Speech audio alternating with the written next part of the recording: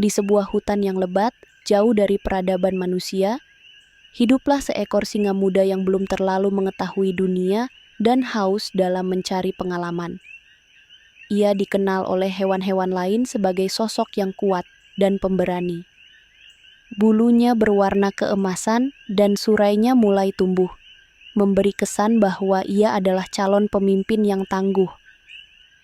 Singa muda itu sering berkeliling dengan penuh percaya diri, menandai wilayahnya dan memastikan setiap sudut aman dari ancaman. Suatu hari, di tengah teriknya matahari, ia merasa perutnya mulai keroncongan. Ia memutuskan untuk keluar dari sarangnya dan mencari makanan. Langkah-langkahnya besar, matanya tajam mengamati sekitar, mencari jejak mangsa.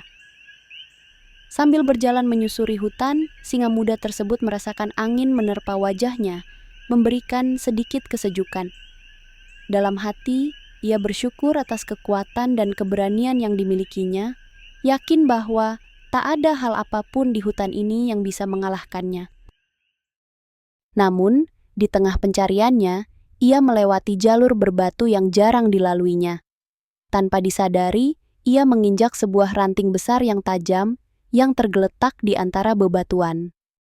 Ranting itu cukup keras dan memiliki ujung yang runcing, sehingga ketika telapak kaki singa muda menekannya, ranting tersebut menancap hingga melukai kakinya.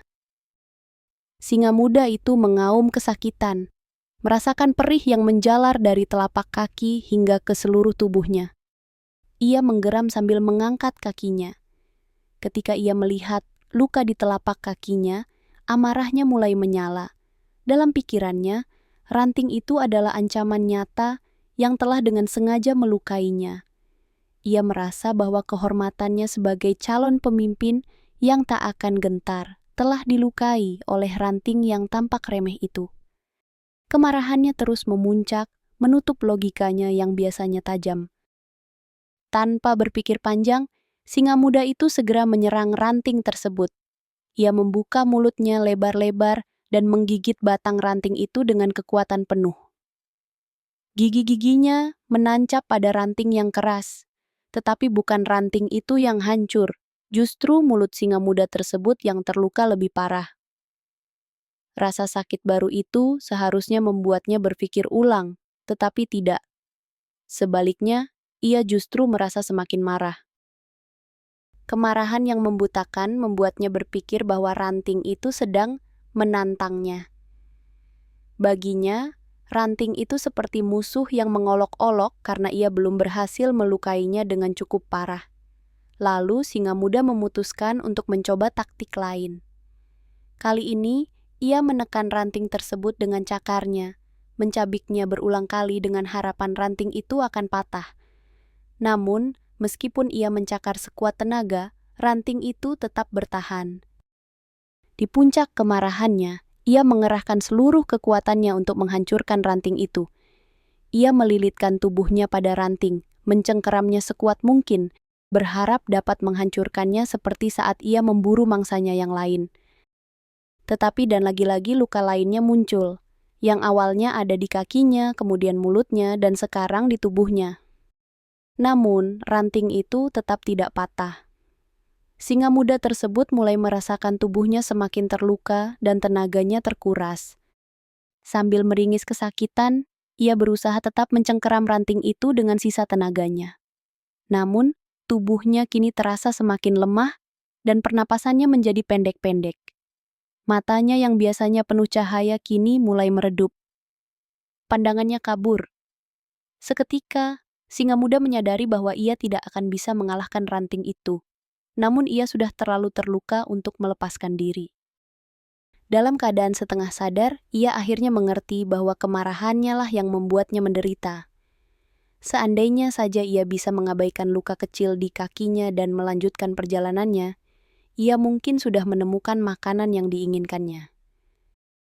Ia menghela napas panjang untuk terakhir kalinya, dan tubuhnya ambruk di atas tanah. Di samping ranting yang sejak awal tidak pernah menjadi ancaman nyata. Tak lama kemudian, beberapa hewan di hutan menemukan singa muda tergeletak tak bernyawa. Mereka terkejut melihat sang singa yang gagah kini terkulai lemah di samping ranting. Seekor burung hantu tua yang dikenal sebagai makhluk bijaksana di hutan terbang mendekat. Ia menatap tubuh singa muda itu dan berkata dengan suara lembut. Singa muda ini terlalu larut dalam amarahnya. Ia membiarkan rasa sakit dan egonya menguasai diri, tanpa berpikir panjang. Hewan-hewan lain mendengarkan dengan seksama. Kemudian sang burung hantu melanjutkan. Kadang dalam hidup, ketika kita merasa disakiti, perasaan kita tidak menerima hal itu, dan insting kita mungkin memerintahkan untuk balas dendam. Namun, amarah yang buta tidak akan memberikan kebaikan. Sebaliknya, itu hanya akan melukai diri kita sendiri. Ranting itu hanyalah benda tak bernyawa yang tidak bermaksud menyakitinya. Namun, singa muda ini terlalu cepat bereaksi, menyerangnya tanpa berpikir. Kata-kata bijak dari burung hantu itu menyebar ke seluruh penjuru hutan. Semua makhluk di sana menjadikannya sebagai pengingat untuk tidak membiarkan amarah menguasai hati. Mereka belajar bahwa dalam hidup, kita tak bisa menghindari rasa sakit atau luka, baik secara fisik maupun emosional. Akan ada banyak hal yang membuat kita marah, kecewa, atau terluka, tetapi bukan berarti kita harus selalu bereaksi dengan amarah yang membabi buta. Ada kalanya, jalan terbaik adalah mengabaikan atau memaafkan dan melanjutkan hidup. Membiarkan amarah mengendalikan kita tidak hanya akan menghancurkan perasaan kita, tetapi mungkin juga merugikan tubuh dan pikiran kita. Terima kasih telah mendengarkan cerita ini. Sampai jumpa lagi di cerita berikutnya.